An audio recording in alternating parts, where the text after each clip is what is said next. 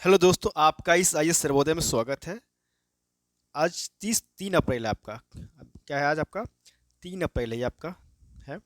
तो आज का जो हमारा पीटी और मेंस के जो इम्पोर्टेंट न्यूज होंगे आप लोगों के सामने डिस्कस करेंगे। कृपया इस वीडियो को शेयर और लाइक ज़रूर करेंगे।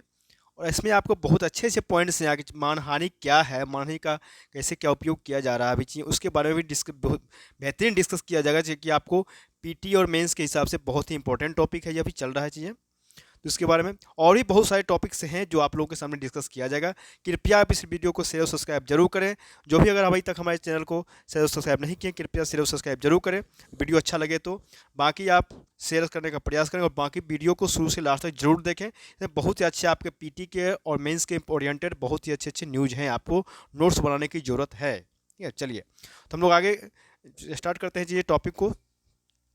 जैसे अगर देखा जाए तो हमारा एक है टॉपिक्स है इसमें। जैसे कि अगर देखा जाए तो जन सुरक्षा स्कीम से निम्न आय वर्ग को जोड़ने का अभियान शुरू किया गया है। इसके बारे में डिस्कस करें तो सरकार जो है बड़े पैमाने पर जो निम्न वर्ग आए हैं, निम्न आय जो है, निम्न जो आय वर्ग वाले लोग हैं, उनको जन सुरक्षा से स्कीम से उसको जोड़ने का फैसला किया है।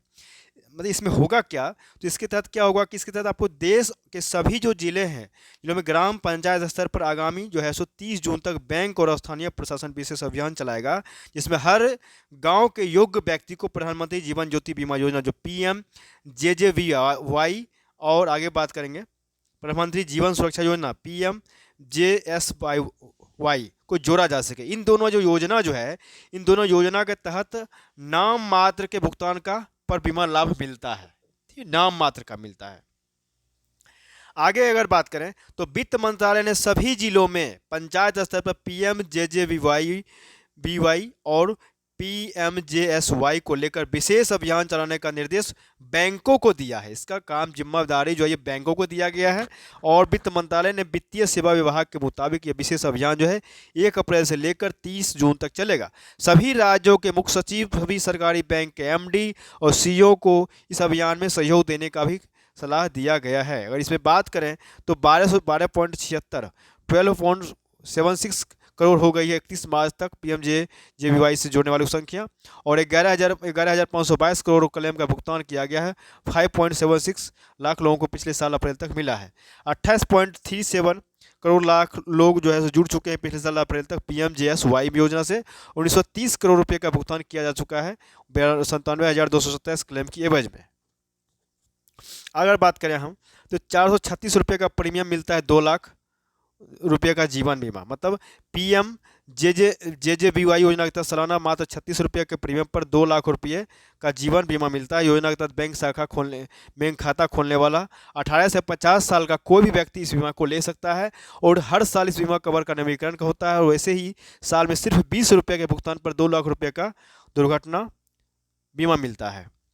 यह बीमा योजना भी बैंक खाते से जुड़ी है। दोनों योजनाओं को वर्ष 2015 में शुरू किया गया था। इसके बारे में जानकारी होना चाहिए। आज राहुल गांधी को सूरत की अदालत में आज सजा को चुनौती देंगे ये। मानहानि मुकदमे में मजिस्ट्रेट द्वारा सुनाई गई 2 साल की सजा के खिलाफ सूरत की कोर्ट अदालत में चुनौती देते हुए सोमवार को अपील दायर करेंगे। इस दौरान राहुल खुद भी सत्र अदालत में मौजूद रहेंगे।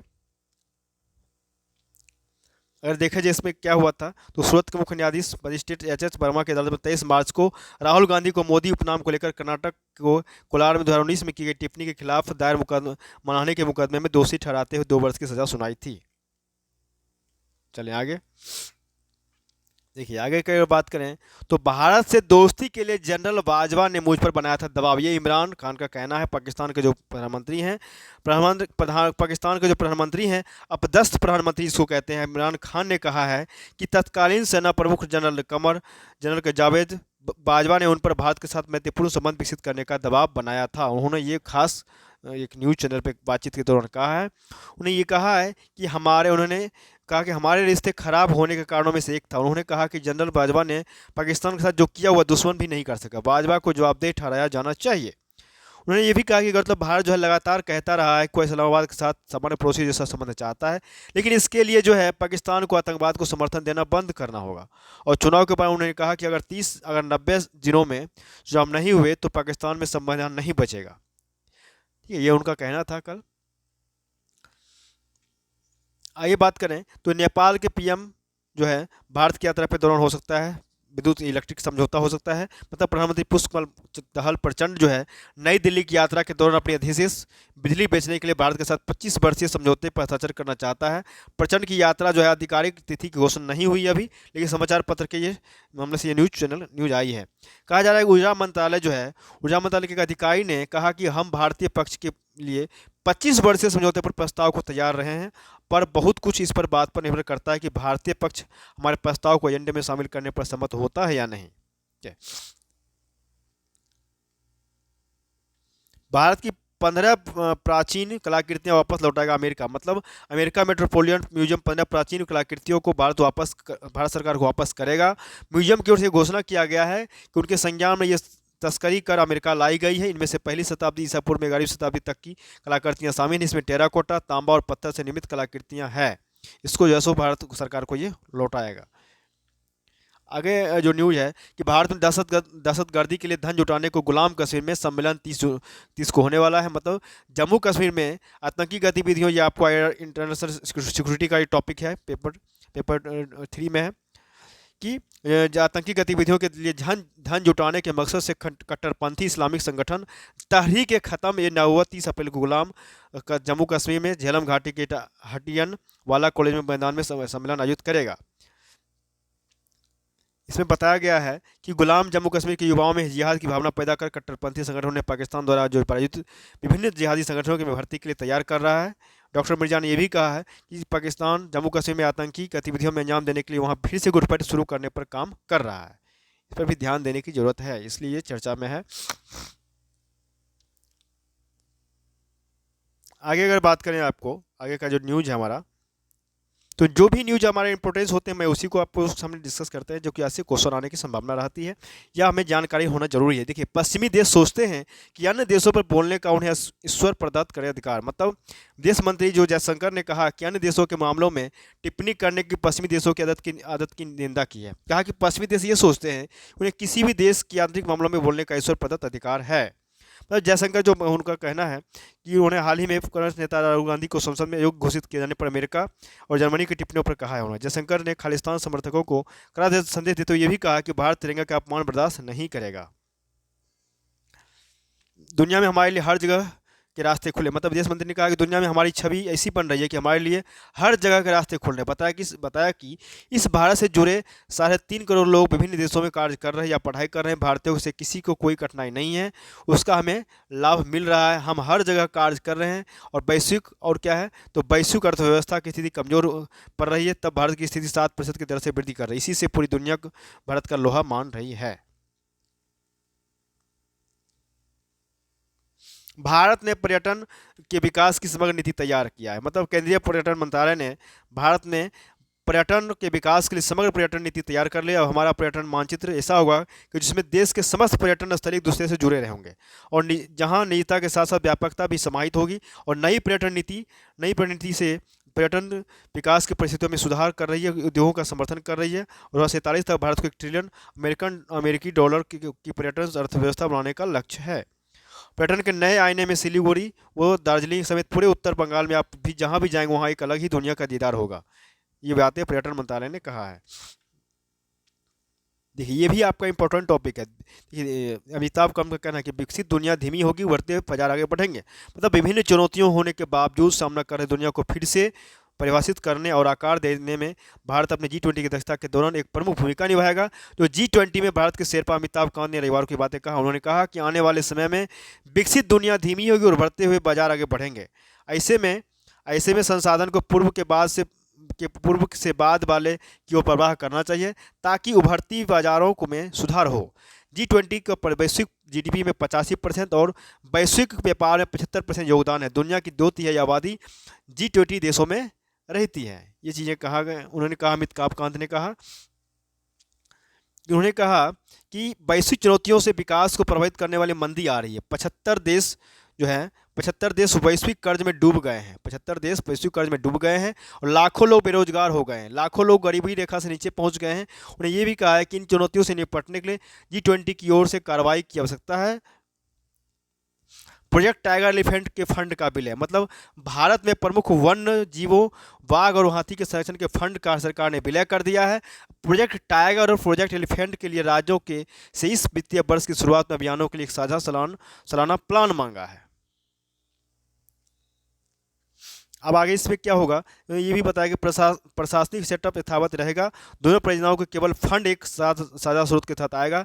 दोनों योजनाओं के लिए अब से केवल एक ही सालाना योजना बनेगी। स्पेशली संसाधन का बेहतर उपयोग होगा और प्रभावी एकीकरण होगा। इससे धन वितरण की प्रक्रिया भी सरल होगी।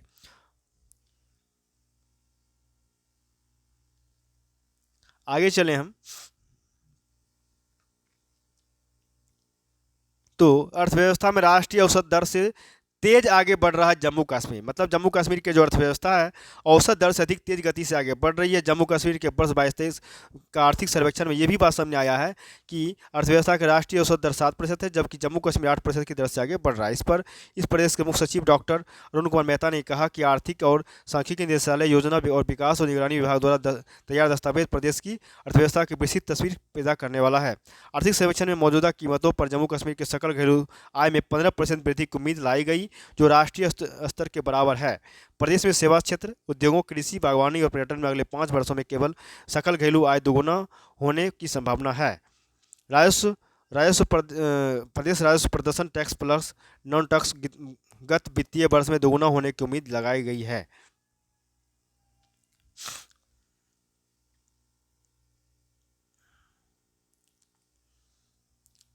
आगे देखें, दूर हो बयानों का ओछापन, ये मानहानि के लिए टॉपिक है, जो मानहानि अभी चर्चा में है। इसको आपको पढ़ना जरूरी है, इसके बारे में समझना भी जरूरी है। इससे क्या है, ये देखा जाए तो संविधान के अनुच्छेद 19 में अभिव्यक्ति की आज़ादी को मौलिक अधिकार के रूप में रखा गया। हालांकि नीति नियंताओं को थोड़े ही समय में इसके दुरुपयोग की शंका होने लगी थी। अनुभव किया जाने लगा था कि व्यक्ति की बेलगाम आज़ादी को सार्वजनिक व्यवस्था, शुचिता और नैतिकता को नुकसान पहुंचा सकता है। इसी को ध्यान में रखते हुए 1951 में हुए संविधान संशोधन में व्यक्ति की आज़ादी के अधिकार की सीमा निर्धारित कर दी गई है।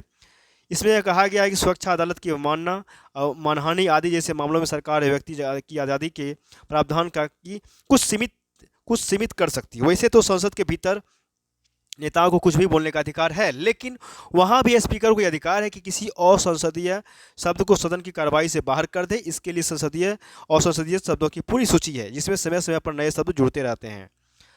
लोकतंत्र आपको किसी भी की आलोचना करने का अधिकार तो देता है, लेकिन व्यक्तिगत आक्षेप का अधिकार नहीं देता है। ना ही आपको ऐसे बयान देने की आज़ादी है जिसे समाज में नफरत या हिंसा फैलाने का खतरा हो। प्रश्न ये उठता है कि क्या उन्हें कतई इस बात का भान नहीं होता है कि उनके व्यवहार का अनुसरण उनके समर्थक भी कर सकते हैं, जो अंततः अराजकता का कारण बन जाएगा। समाज को इसी अराजकता से बचाने के लिए मानहानि के कानून की व्यवस्था की गई है। भारतीय दंड संहिता की धारा 499 में उल्लेख किया गया है कि झूठे तथ्यों के साथ किसी के विरुद्ध ऐसा बयान देना मानहानि है जिससे उसकी प्रतिष्ठा धूमिल होती है। किसी व्यक्ति के सम्मान को उसकी संपत्ति माना जाता है और उसे नुकसान पहुंचाना कानून के तहत एक दंडनीय है। आगे है कि आपका राजनीति में विरोध करना या कटाक्ष करना कोई नई बात नहीं है। बस फर्क इतना है कि पहले नेता शब्दों के चयन में शालीनता रखते थे, हरास प्रहास भी खूब होता था, लेकिन पीलू मोदी जैसे नेता अपने खास चुटीले अंदाज के लिए यही जाने जाते थे। वह खुलकर टिप्पणी किया करते थे, लेकिन इसमें अपमान का भाव नहीं होता था। हमारी जो राजनीति है ऐसी अनगिनत उदाहरणों से भरी हुई है। नेता का अर्थ नेतृत्व करने वाला होता है। नेता की जिम्मेदारी होती है कि वह समाज में श्रेष्ठ उदाहरण प्रस्तुत करे। ये बात करें, ये भी कहा जा रहा है कि आपराधिक है किसी की मानहानि करना, मतलब मान सम्मान और ख्याति को पहुंची हानि को मानहानि कहा गया है। कानून में लोगों को मानहानि से बचाने का प्रावधान किया गया है। भारतीय दंड संहिता का धारा 499 से 502 तक मानहानि से जुड़े प्रावधान किए गए। कानून के तहत बोलकर, लिखकर, इशारे में या तस्वीर द्वारा किसी भी व्यक्ति के बारे में ऐसा लांछन लगाना जिसके उसके सम्मान की हानि हो, उसे मानहानि के दायरे में रखा जाना है। वह व्यक्ति ऐसा करने वालों के विरुद्ध मामला दायर करा सकता है। कानून में मृत व्यक्ति की मानहानि का भी उल्लेख है। उसके स्वजन इस संदर्भ में मामला दर्ज करा सकते हैं। यदि कही गई बात सत्य हो तो उसे मानहानि नहीं माना जाता है। लोक कल्याण और लोकहित में कही गई बात की भी मानहानि नहीं माना जाता है। यदि किसी को सावधान करने के लिए, अपने बचाव के लिए और अच्छे उद्देश्य से कोई बात कही गई हो तो उसे भी मानहानि नहीं माना जाता है। आपराधिक मानहानि के मामले में 2 साल की सजा और या जुर्माने का प्रावधान है। आगे बात करें कि व्यक्ति की जिम्मेदारी भी समझना पड़ेगा। व्यक्ति की आज़ादी है, उसको भी जिम्मेदारी समझना पड़ेगा। विश्व का सबसे बड़ा लोकतंत्र भारत की ये विशेषता इसकी राजनीतिक शुचिता रही है। वर्तमान दौर में यह शुचिता खतरे में है। राजनीतिक दलों के नेता जिस तरह एक दूसरे के प्रति गलत बयानी, घटिया शब्दवाली शब्दावली और व्यक्तिगत हमलों पर उतर रहे हैं, वो राजनीतिक सूचना के आपातकाल जैसा है। नेताओं द्वारा एक दूसरे पर इन हमलों के बीच ये प्रश्न उठता है कि क्या ऐसे निजी हमलों से किसी नेता के बारे में जनता की राय पर असर पड़ता है। राजनीति में इसे रेड मिट सिद्धांत कहा गया है। इसके द्वारा राजनेता अपने फायदे के लिए अपने विरोधियों का अपमान करके अपने समर्थकों को खुश करना चाहते हैं।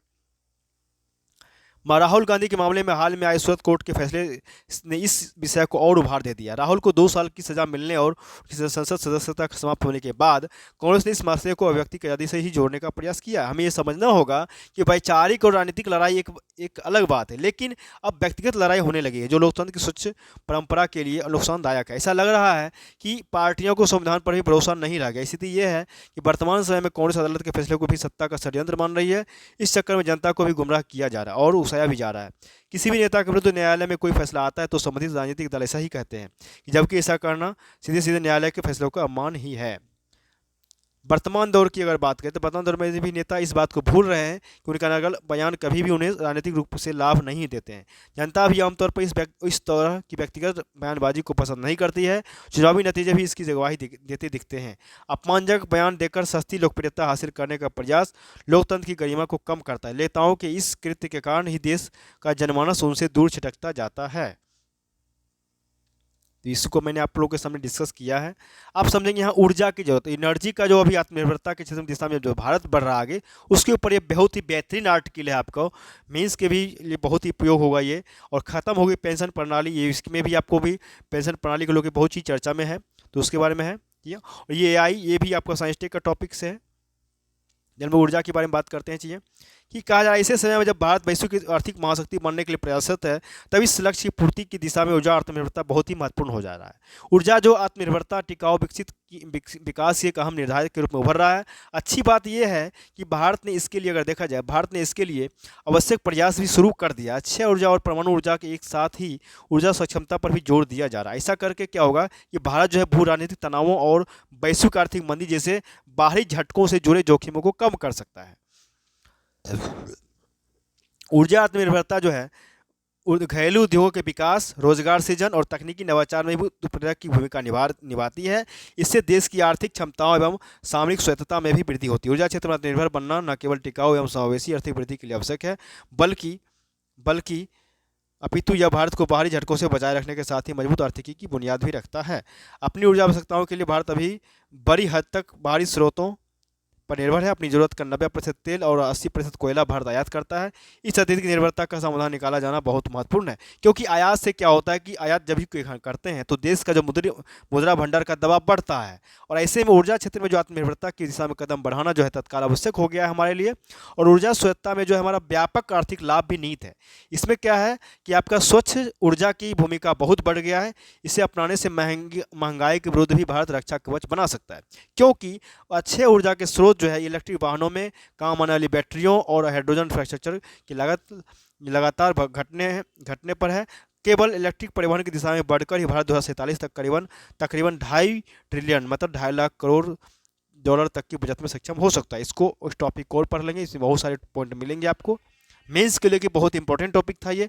खत्म हो पेंशन प्रणाली की विसंगति, मतलब कहा जा रहा है पिछले दिनों केंद्रीय मंत्री निर्मला सीतारमण ने सरकारी कर्मचारियों के लिए राष्ट्रीय जो पेंशन प्रणाली NPS में सुधार के लिए एक समिति के गठन की घोषणा किया है। ज्ञात हो कि केंद्र सरकार ने वर्ष 2004 में आपको वित्तीय बोझ को ध्यान में रखते हुए पुरानी पेंशन प्रणाली जिसको OPS को खत्म कर दिया था, इसकी जगह NPS लाई थी। तो इसको आप पढ़ लेंगे चीज़ें। आगे AI से मंगल जीवन पर जीवन की तलाश, मतलब मंगल ग्रह पर जीवन की मौजूदगी को ध्यान में रखते हुए तरह तरह के कयास लगाए जा रहे हैं। लेकिन इससे पहले विज्ञानों ने ये सुनिश्चित किया होगा कि भविष्य में मंगल पर उपलब्ध अवसरों, तकनीकी और उपकरण का सर्वोत्तम उपयोग किया जा सके। मंगल पर शुष्क भूमि का क्षेत्र लगभग पृथ्वी के समान है, लेकिन वहाँ जीवन को लेकर कई प्रश्न हैं। कुछ विज्ञानी मानते हैं कि आर्टिफिशियल एजेंसी जो AI है, AI के इस्तेमाल से मंगल ग्रह पर जीवन की खोज करना आसान होगा। अमेरिका के सेटी इंस्टीट्यूट के खगोल जीव वैज्ञानिक क्यूरल बारेंड्रेडस का कहना है कि AI उपकरण भौगोलिक डेटा में छिपे ऐसे पैटर्न को पहचान सकते हैं जिनसे वहाँ पर जीवन के संकेत मिलते हैं। उन्हें ऐसा मॉडल विकसित किया है जो सांख्यिकीय, पारिस्थितिकी और AI के संयोजन में उन नियमों को खोजने में मदद करता है जिनसे पृथ्वी के दुर्गम स्थानों पर जीवन पनपता है। पृथ्वी और मंगल के देखा जा रहा है कि पृथ्वी और मंगल के ग्रह के बीच काफ़ी समानता है। चिली का अटाकामा रेगिस्तान पृथ्वी पर सबसे शुष्क स्थानों में से एक है। यहाँ दशकों से बारिश नहीं हुई है, लेकिन इस दुर्गम स्थल पर भी जीवन है। वाइन रोड्स और उनके सहयोगियों ने अटाकामा रेगिस्तान के और पेरू के अल्टीप्लानो पर जो पठार है के बीच की सीमा के क्षेत्र पर ध्यान केंद्रित किया है। यह घाटी जो है एक प्राचीन नदी तल है और यहाँ का जो पर्यावरण है वो मंगल जैसा है। इसकी ऊंचाई आपको 3541 मीटर है। इस क्षेत्र में अल्ट्रावायलेट जो किरणें हैं बहुत तीव्र होती है। यहाँ भी जो है ऑक्सीजन भी बहुत कम है। जमीन की अगर बात, जमीन बेहद शुष्क है, फिर भी यहाँ के जो खनिज हैं वो संरचनाओं में जीवन है। शोधकर्ताओं ने यहाँ जैविक चिन्हों की तलाश के लिए 2.78 किलोमीटर क्षेत्र के 7765 चित्र और 1154 नमूना लिया गया। इनसे प्रकाश संश्लेषण जीवाणुओं की भी उपस्थिति का पता चला है हमें। आगे बात करेंगे कि दिलचस्प बात यह है कि इस क्षेत्र की जो खनिज संरचना के बावजूद यह नेटवर्क इस घाटी में जीवाणु जीवन के भीतर में पैटर्न की पहचान करने में सक्षम था। इस अध्ययन ने पृथ्वी पर विषम परिस्थितियों में जीवन की उपस्थिति के बारे में बहुत कुछ सिखाया हमें। साथ ही इसने मंगल ग्रह पर जीवन के पहचानने का करने का रास्ता भी वैज्ञानिकों ने दिखाया है। इसको भी पढ़ लेंगे, ये भी आपका साइंस टेक का टॉपिक है, बहुत ही इंपॉर्टेंट टॉपिक है ये। कचरा से देखिए, इसको मैंने अंडरलाइन कर लिया, इसको भी आप पढ़ सकते हैं चीज़ें। ठीक है, घर बैठे खुद ऑनलाइन करें पैन आधार के बारे में कहा जा रहा है। सरकार ने पैन को आधार से लिंक करने का अनिवार्य कर रखा है, लेकिन अभी तक कई बड़ी संख्या में पैन को आधार से लिंक नहीं किया जा सका। आयकर विभाग के अनुसार करीब 51 करोड़ को पैन ही से आधार को जोड़ा जा चुका और इस अवसर पर पैन को आधार करने का जो जोड़ने के लिए 30 जून 2023 तक का समय दिया गया है। हालांकि इसके लिए 1000 रुपये का शुल्क देना होगा। पैन को आधार से जोड़ने की प्रक्रिया पढ़िए बिजनेस डेस्क की पे। 1000 रुपये का शुल्क देकर पैन को आधार से जोड़ा जा सकता है। 51 करोड़ रुपये लोग अभी तक जोड़ चुके हैं वर्तमान में। अगर देखा जाए प्रक्रिया क्या है, तो सबसे पहले आपको आयकर विभाग की फाइलिंग पेट्रोल के होम पेज incometax.gov.in पर जाकर जाएं और वहां से लिंक के सेक्शन पर लिंक के आधार पर क्लिक करें। अब नया पेज खुलेगा, यहाँ पैन व आधार नंबर सबमिट करके सत्यापित करें और इसके बाद कंटिन्यू पे थ्रू ई पे टैक्स पर क्लिक करें। यहाँ फिर पैन नंबर सबमिट करें और पैन नंबर को कंफर्म करें और 1 टाइम पासवर्ड OTP प्राप्त करने के लिए मोबाइल नंबर सबमिट करें। OTP सत्यापन के बाद आप ई पे टैक्स पेज पर पहुँच जाएंगे, वहाँ प्रोसीड ऑन इनकम टैक्स पर क्लिक करें। इसके बाद आकलन 2023-24 वो टाइप ऑफ पेमेंट इस अदर रिसीज चुनकर कंटिन्यू पर क्लिक करें। 1 जुलाई से निष्क्रिय हो जाएगा पैन। मतलब कहा जा रहा है कि आयकर विभाग के अनुसार यदि कोई व्यक्ति जो है 30 जून तक अपने पैन को आधार से नहीं जोड़ता है तो 1 जुलाई को उसका पैन निष्क्रिय हो जाएगा। हालांकि निष्क्रिय पैन को 1000 रुपये का शुल्क देकर सक्रिय किया जा सकेगा, यानी 1 जुलाई के बाद पैन को निष्क्रिय करने और पैन को आधार से जोड़ने का कुल 2000 रुपये खर्च करने होंगे। ये चीज़ आप देख लेंगे, 1000 के बदले आप 2000 रुपये लगेगा 2 जुलाई से, इसलिए 30 जून से पहले ही सारा काम कर ले। $1.6 ट्रिलियन के स्तर पर को पार कर जाएगा भारत का विदेश व्यापार। मतलब कहा जा रहा है हमारा वैश्विक आर्थिक अनिश्चितताओं के बावजूद भारत का जो विदेशी व्यापार हमारा है वो पिछले वित्त वर्ष में $1.6 ट्रिलियन के राष्ट्रीय स्तर को पार कर जाएगा। आर्थिक थिंक टैंक ने ग्लोबल ट्रेंड रिसर्च इनिशिएटिव ने कहा कि मार्च 2023 को समाप्त हुए वित्त वर्ष के लिए $1.6 ट्रिलियन का विदेशी व्यापार की देश की नॉमिनल GDP से $3.4 ट्रिलियन का लगभग 48% है। वित्त वर्ष 21-22 से विदेश व्यापार $1.43 ट्रिलियन था। और GTRI को फोमंडर से जगह ने कहा है कि सेवाओं के निर्यात की दर वस्तु निर्यात की तुलना में अधिक होगा। सेवा निर्यात में तेज बढ़ोतरी से क्या हुआ, निर्यात में समग्र प्रदर्शन में सुधार हुआ है। अब है UPI के जरिए लेनदेन पर 0.3% का शुल्क लगा सकती है सरकार। मतलब सरकार UPI के जरिए लेनदेन पर 0.3% का एक समान शुल्क लगाने पर विचार कर सकती है। इसका उद्देश्य यह है कि भुगतान प्रणाली के लिए आवश्यक बुनियादी ढांचे को वित्त पोषण उपलब्ध कराना है और इसकी वित्तीय व्यवहार्यता सुनिश्चित करना है।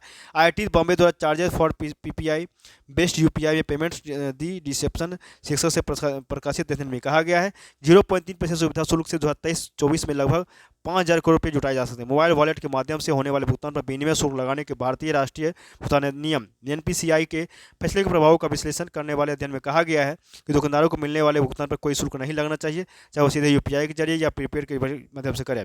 NPCI ने दुकानदारों को एक UPI के माध्यम से भुगतान करने के लिए 1 अप्रैल 2023 से भुगतान राशि का 1.1% का इंटरचार्ज शुल्क काटने का प्रावधान शुरू किया। यह प्रीपेड वॉलेट आधारित UPI लेनदेन पर लागू होगा। मुद्रा कानून के तहत बैंक या UPI से का परिचालन करने वाला कोई प्रदाता प्रत्यक्ष या अप्रत्यक्ष रूप से UPI के जरिए भुगतान करने या प्राप्त करने वाले व्यक्ति पर शुल्क यह नहीं लग सकता। हालांकि कई मौक़ों पर बैंक और प्रणाली प्रदाताओं ने UPI कानून के अपनी सुविधा से व्याख्या करने का प्रयास किया है। तो इसको आप देख लेंगे चीज़ों को, बहुत ही अच्छा न्यूज़ है ये।